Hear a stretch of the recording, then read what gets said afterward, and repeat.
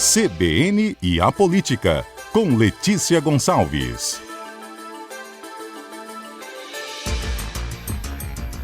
Olá, Letícia, boa tarde para você, bem-vinda por aqui. Boa tarde novamente, Johnny. Obrigada. Vamos lá, o nosso comentário agora sobre política, não mais sobre o tempo, nem a previsão do tempo, que antes não era minha especialidade, não. E na política, às vezes o tempo fecha, às vezes o tempo abre, depende do que está rolando ali no cenário, né?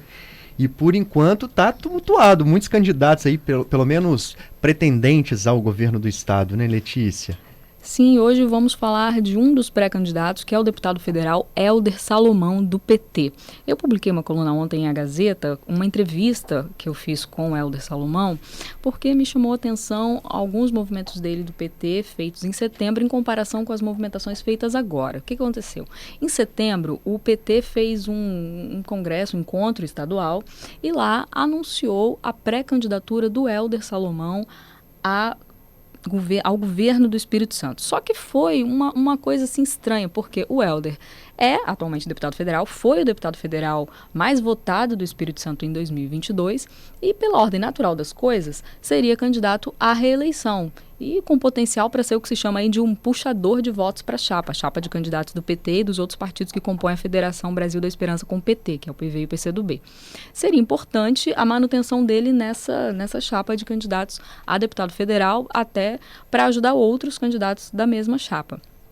E aí, quando ele foi lançado, entre aspas, aí, nesse evento em setembro, ele foi apresentado ao mesmo tempo como pré-candidato ao governo do Espírito Santo e também pré-candidato à reeleição a deputado federal. O que não tem como, né? A pessoa só pode disputar um cargo. Mas era porque era uma coisa assim, não é? Porque a gente vai ver de talvez lançá-lo ao governo do Espírito Santo, mas o que ele é mesmo é pré-candidato à reeleição para deputado federal. Então, era uma coisa assim, essa candidatura própria do PT ao governo do Espírito Santo, ainda, mesmo no dia do lançamento, estava como se fosse assim, uma possibilidade. E o discurso do próprio Hélder nesse evento também me chamou a atenção, porque ele frisava isso, temos que ver se vale a pena mesmo, não com essas palavras, né, estou simplificando aqui, mas ele destacou assim, olha, tem o risco de desfalcar, entre aspas, a chapa de candidatos a deputado federal, tem que ver se a gente vai ter apoio da direção nacional do partido, do próprio presidente da República, o Lula, ou seja, o Hélder não me parecia empolgado, ele próprio empolgado com essa ideia de disputar o governo do Espírito Santo. Então, eu particularmente nem levei muita fé, assim, depois de ver aqueles discursos, embora o presidente estadual do PT, o João Coser, tenha dito que a ideia era o partido trabalhar, sim, para lançar um candidato próprio ao governo do Espírito Santo. E aí, qual a diferença agora? Eu conversei com o Hélder na última segunda-feira à noite e a coisa já mudou.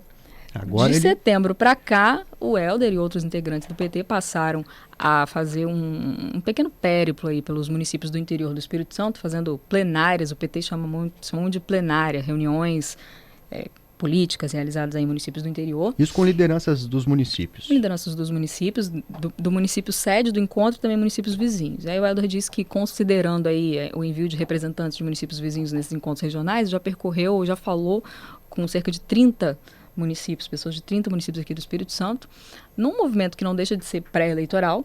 Já teve também o aval da direção nacional do PT para fazer essas movimentações, de tentar viabilizar a candidatura ao governo do Espírito Santo, e aí agora o discurso do Hélder está bem diferente.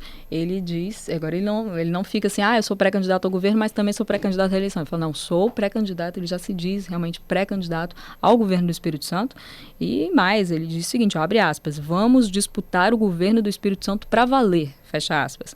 Diz que a animação é total. E me parece que o que levou ele a ficar assim mais empolgado são resultados de pesquisas de intenção de voto, feitas algumas disponíveis ao público, outras também feitas pelo próprio partido, e com isso ele diz que se considera um candidato competitivo.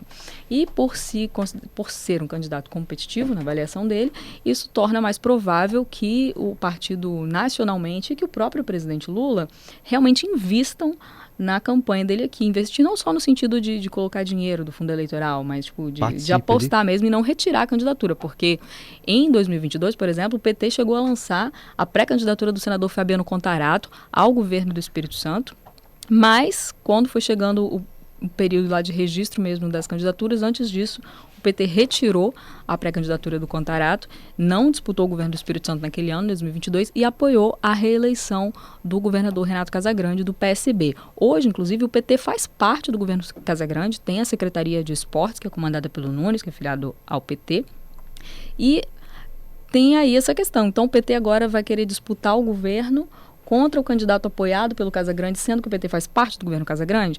E aí eu questionei o Helder em relação a isso, e ele fez um apontamento aqui também curioso. Ele disse, olha, não adianta ter nota A só no Tesouro Nacional. Porque é o seguinte, o governo do Espírito Santo já tem vários anos, tem nota A no Tesouro Nacional, que é uma medição que o Tesouro Nacional, que é um órgão federal, faz sobre o equilíbrio das contas públicas. E o Espírito Santo tem sempre nota A. Nota A é a melhor nota, como se fosse de 0 a 10, nota 10. Então, o Espírito Santo tem uma nota muito boa nesse quesito de organização fiscal, e tudo certo, equilíbrio fiscal.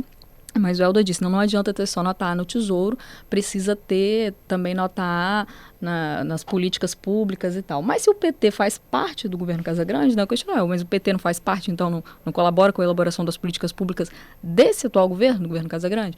Aí o Helder disse que não, porque assim, é só na parte de esportes, que o PT tem a Secretaria de Esportes, e que o plano dele é se eleito governador, fazer um governo com mais participação popular e mais investimentos na área social, em um pequeno contraponto aí ao governo Casagrande, do qual o próprio PT faz parte. Agora, o Helder também falou uma frase que ele disse que ele vai ser, ao mesmo tempo, o candidato da mudança e da continuidade. Da mudança e da continuidade. Ele quer dizer continuidade no sentido de que, numa eventual gestão dele, o equilíbrio fiscal seria mantido, essa nota A no Tesouro, mas que faria mudanças no sentido de melhorar a prestação de serviço social, digamos assim, do governo estadual.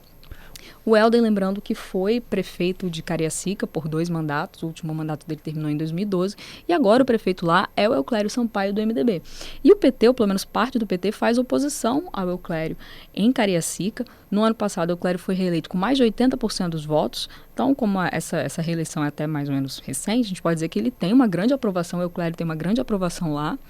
E eu questionei o Helder também sobre como que ele faria essa campanha de governador, como candidato a governador, né, dentro de Cariacica, que é a cidade dele, a base dele, mas que o Euclério, que é um adversário político, né, que é de um outro grupo político, está muito forte lá. O Helder falou, não, mas eu, Helder, não disputei a eleição de 2024. Quem disputou a eleição, na verdade, foi a Célia Tavares, que era apoiada, Célia Tavares do PT, que foi apoiada pelo Helder, mas ele, pessoalmente, particularmente, realmente, não foi o candidato a prefeito no ano passado, mas o Euclério derrotou o PT, e também um candidato do PL no ano passado, com ampla margem, mas o Helder diz que ainda assim ele próprio tem ainda um legado em Cariacica, quando ele é candidato a deputado federal, por exemplo, ele é sempre o deputado federal mais votado na cidade. Isso é o que o Helder diz para destacar que ele ainda tem um capital político em Cariacica, apesar da alta aprovação do Euclério. E lembrando, né, Letícia, que o deputado federal, você vai escolher um deputado federal e um governador. E a diferença é muito grande na hora de depositar o voto, né? Quando você vai votar num governador, você tem ali 3, 4 opções. Eu acho que as pessoas refletem mais sobre o voto, levam em consideração quem está apoiando os candidatos.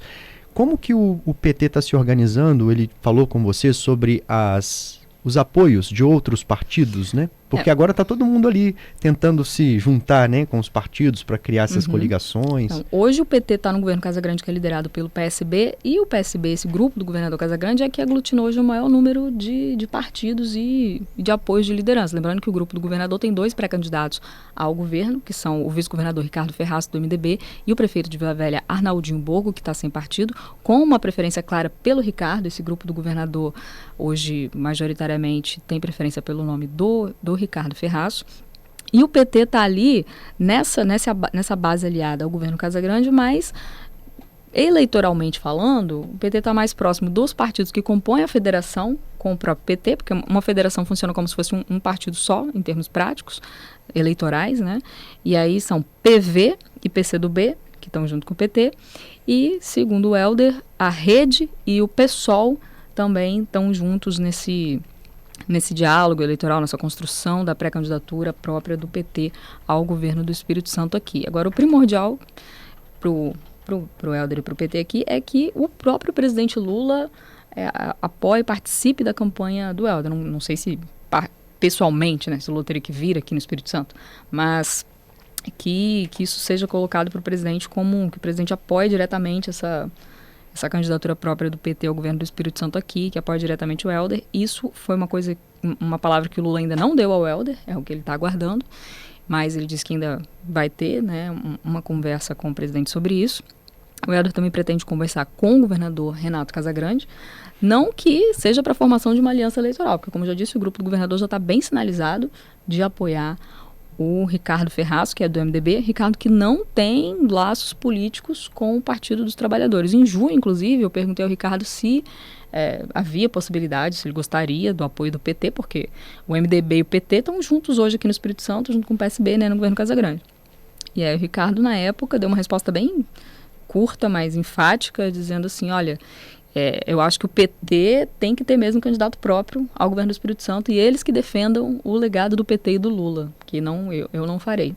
Uhum. Então, o Helder disse que vai conversar com diversas forças políticas, mas só com quem quer conversar. Eu perguntei se ele teria diálogo também com o Ricardo, ele disse que não, por causa de declarações desse tipo que o Ricardo Ferraço fez nesse período pré-eleitoral. Então, a gente tem aí que, ao que parece, o PT não vai estar junto nesse projeto eleitoral liderado pelo governador Casagrande, que deve ficar com a candidatura, ao que tudo indica hoje, né, o candidato ser o vice-governador Ricardo Ferraz. Pelo que se desenha, a gente vê aí no noticiário de política, na sua coluna também, aparentemente o que nós temos até agora são candidatos já com histórico político, né, que tem uma força atuante, os candidatos, eu digo, ao governo do estado, né, que tem uma história política que vem desenvolvendo há muito tempo, que são candidatos conhecidos, né, Letícia? Pelo menos a maioria dos nomes postos até agora.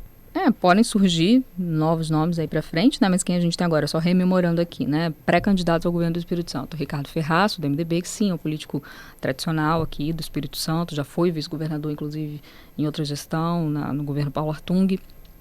Temos o prefeito de Vitória, Lorenzo Pasolini, que está no segundo mandato à frente da Prefeitura de Vitória e também foi deputado estadual. O prefeito de Vila Velha, Arnaldinho Borgo, que está sem partido, tenta também se consolidar aí para entrar na disputa. Ele está agora no segundo mandato também como prefeito, já foi vereador de Vila Velha.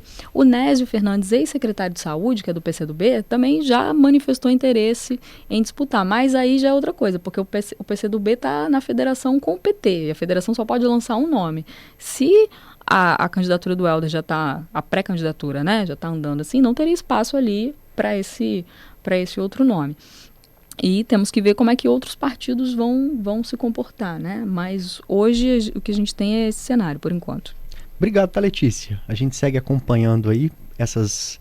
Fala aí, por favor, Dalberto. Rapidinho aqui, Letícia. Eu quero duas participações aqui, são outros assuntos aí, mas que ainda envolvem o panorama político. Queria ver se você poderia nos ajudar. O Luiz está perguntando aqui sobre a movimentação política do Manato, já que o Luiz está lembrando aqui que, segundo ele já não vai ter o Bolsonaro no palanque dele. Dá pra gente atualizar um pouquinho como é que estão as movimentações políticas do Manato pro ano que vem? O Manato é o ex-deputado federal Carlos Manato, que ainda está formalmente filiado ao PL. Ele disputou o governo do Espírito Santo em 2022, foi até para o segundo turno contra o Casagrande, teve até um desempenho além até do esperado, porque durante muitos anos a eleição nem ia para o segundo turno aqui no Espírito Santo, então ele saiu com um certo capital político, recebeu uma quantidade significativa de votos. De lá para cá, ele ficou, como se diz, na planície, não disputou eleições municipais, ficou sem nenhum cargo público, estava mais na iniciativa privada. E aí, uns meses atrás, o que aconteceu? O Manato, ele se aproximou do grupo político do Pasolini, do prefeito de Vitória, Lorenzo Pasolini. A Soraya Manato, que é a esposa do Carlos Manato, e também ex-deputada federal, ela é a atual secretária de Assistência Social de Vitória. E foi meses atrás aí que ela ingressou na administração, foi na prática, né, a nomeação dela no Diário Oficial e a participação dela como secretária, mas esse movimento político significou também a chegada do casal Manato nesse grupo político do Pasolini. E o Manato também vai se filiar ao Republicanos, que é o partido do Pasolini. Para disputar qual cargo? Bom, o Manato quer ser candidato ao Senado, quer ser candidato a senador, mas daí se ele vai conseguir ou não é outra coisa, que não necessariamente vai ter espaço nesse grupo do Pasolini para o Manato ser candidato ao Senado lá. Para começar, o Pasolini já é pré-candidato ao governo do Espírito Santo, então o partido lançaria um candidato ao Senado e um candidato ao governo. É possível, a legislação permite, mas é um pouco pesado. E outra, o Pasolini precisa atrair outros partidos ali. Então, o mais natural seria que essa vaga de candidato ao Senado seja ocupada por um aliado de um outro partido, para ceder espaços na chapa e tal. Então, tem que ver como é que o Manato vai navegar nisso aí, mas ele hoje está no grupo político do Pasolini. Inclusive, me disse que vai apoiar a eleição do Pasolini para o governo do Espírito Santo. E para finalizar aqui, o Lenaldo está perguntando do deputado Sérgio Meneghelli se ele é um nome que já está sendo colocado para disputa ao Senado, Letícia. O Meneghelli hoje também está afiliado ao Republicanos, que é o partido do Pasolini, mas ele não é assim um quadro histórico muito realmente ligado ao Republicanos, não. Ele se filiou ao partido na última eleição. Ele queria, na última eleição de 2022, né? Ele queria ser candidato ao Senado naquela época, mas o próprio Republicanos não deixou. E aí ele teve que se contentar em ser candidato a deputado estadual. Foi o deputado estadual mais votado da história do Espírito Santo em 2022. E agora ele falou de novo que quer ser candidato ao Senado. Só que para isso ele já disse que vai sair do Republicanos. Não vai sair por esse partido. Ele anunciou que vai para o PSD, que é um partido nacionalmente comandado pelo Gilberto Kassab. E aqui no Espírito Santo é presidido pelo Renzo Vasconcelos, prefeito de Colatina. O Meneghelli está convencido de que ao sair do Republicanos e entrar no PSD, vai ter espaço para disputar o Senado, que ele não vai tomar aí uma rasteira, como aconteceu em 2022. Mas aí isso a gente vai ter que esperar para ver. Até agora não teve declarações públicas nem manifestações públicas do PSD, que é o partido no qual o Meneghelli vai ingressar, confirmando que realmente vai lançá-lo ao Senado. Mas é esse o plano do Meneghelli. Obrigado, tá, Letícia? Até semana que vem. Até.